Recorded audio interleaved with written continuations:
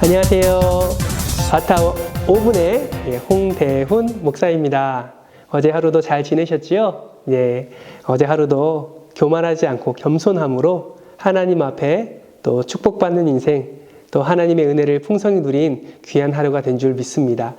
오늘 하루도 우리 하나님과 동행하시는 여러분 되시길 축복하고요. 오늘도 그 동행함에 말씀이 빠지지 않기를 주님의 이름으로 축복합니다. 바이블 타임 계속 읽고 계시죠? 묵상하고 계시죠? 오늘도 끊임없이 꾸준히 하나님의 말씀에 여러분의 삶을 맡기시는 저와 여러분 되기를 주님의 이름으로 축복합니다. 오늘 본문은요, 드디어 이제 열왕기하로 넘어갑니다. 열왕기하 1장과 2장 말씀인데요. 열왕기하는 어떤 성경일까요? 오늘 잠깐 간단하게 열왕기하에 대해서 잠깐 나누고 우리 본문 말씀을 함께 묵상하도록 하겠습니다. 열왕기하를 한 단어로 줄인다라고 한다면 몰락이라고 할 수 있습니다. 왕권의 몰락. 왕정 후기의 역사로서 분단 이후 남북 왕국이 몰락해져가는 과정을 이 열왕기하가 기록하고 있는데요. 특별히 열왕기하에는 북이스라엘의 멸망뿐만 아니라 남유다의 멸망까지 우리에게 한눈에 보여주고 있는 책이 열왕기하다라고 말할 수 있습니다. 열왕기하의 구조는요, 크게는 네 가지로 구분을 할 수가 있습니다. 첫 번째는 엘리사가 등장합니다. 엘리사가 1장에서 8장까지 엘리사의 이야기를 통하여서 하나님이 어떠한 기적과 어떠한 은혜를 베풀어 주시는지, 어떻게 하나님이 보호하시고 인도하시는지를 엘리사의 활동을 통하여서 우리에게 말씀해 주고 계시고요. 두 번째는 개혁이지요. 개혁. 이것은 9장 1절부터 15장 12절까지의 말씀을 통해서 어떻게 개혁되어 가는지를 우리에게 말씀해 주고 있습니다. 세 번째는 북이스라엘의 말기에 대해서 이야기해 주고 있고, 네 번째는 남유다의 말기로 구성되어서 하나님께서 어떻게 하나님의 백성을 이끌어 가시는지 우리에게 설명해 주고 계십니다. 그렇다면 오늘 본문 말씀 열왕기하 1장, 2장 이 엘리사에 대한 이야기를 통하여서 오늘 하루도 은혜를 누리기를 축복합니다. 오늘 열왕기하 1장에 등장하는 왕이 있습니다. 그 왕의 이름은 바로 아하시야죠. 아하시야는 아합의 아들입니다. 아합이 죽고 하나님의 말씀이 아합왕에게 성취되고, 그리고 그 아들 아하시야가 드디어 왕이 되었습니다. 그런데 성경 본문은 아하시야 왕이 다락의 난간에서 떨어졌다라는 이야기로 시작하는 것을 볼 수가 있습니다. 난간에서 떨어진 아하시야, 성경에 보니까 크게 다쳤다고 이야기했습니다. 이것이 정말 생사의 여부를 판단할 정도로 정말 큰 부상이었던 것 같습니다.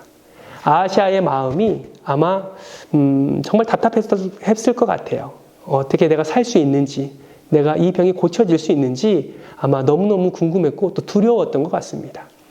이때 아하시야가 했던 행동이 무엇일까요? 그것은 바로 하나님께 나아가서 기도하고, 하나님께 열심을 품고 엎드리고, 통회하고 자복하고, 그렇게 회개함으로 주 앞에 나아갔으면 참 좋겠는데 그렇게 나아가지 않습니다.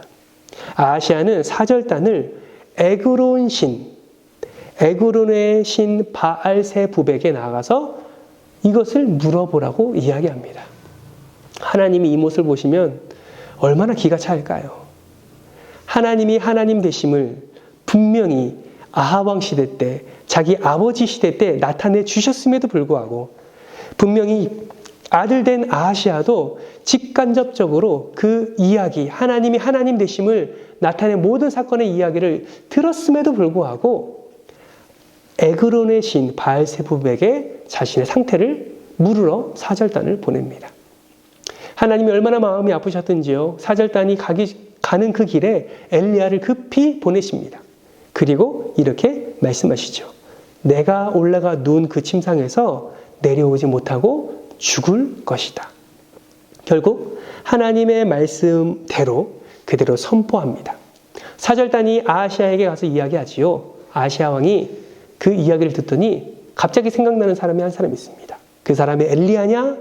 엘리야일 것이다. 그러면서 50부장을 불러다가 엘리야를 모시기 위해서 보내지요. 성경을 보니까 첫 번째 50부장, 두 번째 50부장 그 부하들이 하늘에서 내리는 불에 불살라 태움을 당합니다. 그대로 그 자리에서 죽임을 당하지요.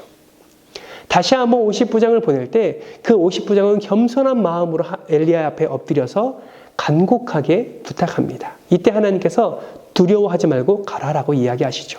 그리고 아하시아와 엘리야의 만남이 성사가 됩니다. 여기서 중요한 것은 무엇이냐? 분명히 아하시아도 할 말이 많았을 겁니다.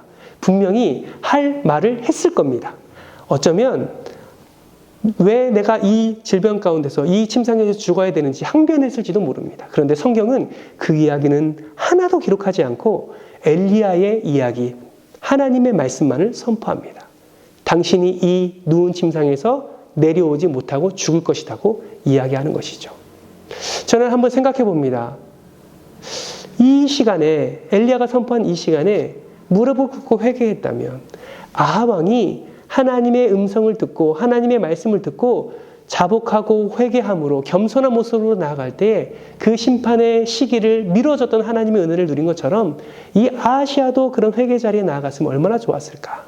그런데 성경은 회개에 대한 내용이 한마디도 없습니다. 결국 하나님의 말씀대로 그는 그 자리에서 죽게 되는 것이죠. 우리가 실수할 때도 있습니다. 우리가 우리 생각과 우리 뜻대로 행할 때도 있지요.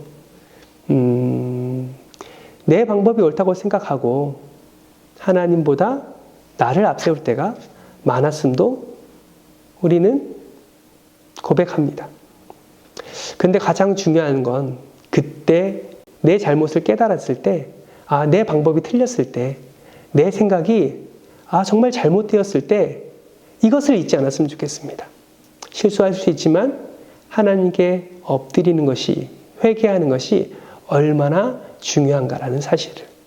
하나님은 우리를 멸망시키려고 우리에게 오지 않으셨습니다. 하나님은 우리를 살리시고 우리에게 생명을 허락하시고 우리에게 평안을 더하시기 위해서 오셨지요.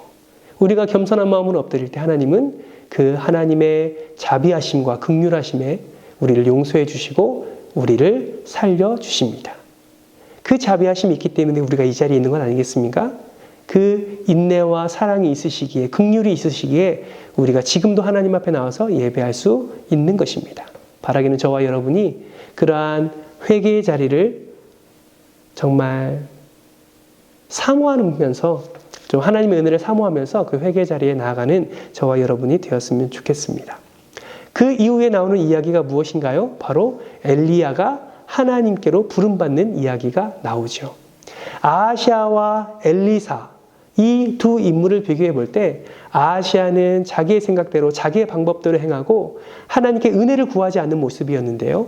그 이후 열왕기와 2장 말씀을 보니까 엘리야를 따라다니던 엘리사의 모습은 정반대인 것을 볼 수가 있었습니다. 자기의 삶이 그렇게 비천하지 않았습니다. 엘리사는요, 그래도 나름 풍요로운 삶을 살았습니다. 네, 소도 엄청 많았지요. 그런데 그 모든 것을 다 버리고 엘리야를 쫓아갑니다. 은혜를 사모합니다. 그리고 엘리야가 가는 곳에 그도 따라가서 하나님의 영광을 보게 되지요. 마지막에 엘리야가 하늘로 승천할 때에 엘리사는 이렇게 이야기합니다. 엘리야의 영감에 갑절을 얻기를 소망합니다. 결국 그 소망하는 마음대로 하나님은 갑절의 능력을 허락하시고 그 기적을 베풀어 주시지요. 결국 자기를 믿고 따라가는 삶을 사느냐, 하나님을 믿고 하나님의 은혜를 사모하며 따라가는 삶을 사느냐, 이것이 정말 오늘 우리가 살아가는 인생 가운데 우리에게 주어진 선택권이 아닌가 생각합니다. 여러분은 무엇을 선택하시겠습니까? 하나님이 아닌 다른 것을 선택함으로 침상에서 내려오지 못하는 그 징계를 여러분도 받으시겠습니까? 아니면 끝까지 자신의 모든 것을 내려놓고 하나님께 나아감으로 하나님이 예비하신 그 갑절의 능력, 갑절의 은혜, 갑절의 형통, 그 갑절의 회복, 그 갑절의 기적을 누리시겠습니까? 축복합니다. 오늘 하루 여러분 하나님의 그 은혜를 사모하고 오늘 바이블 타임을 통해서 주시는 그 하나님의 말씀을 붙잡고 살아감으로 갑절의 은혜를 누리시기를 주님의 이름으로 축복합니다. 감사합니다.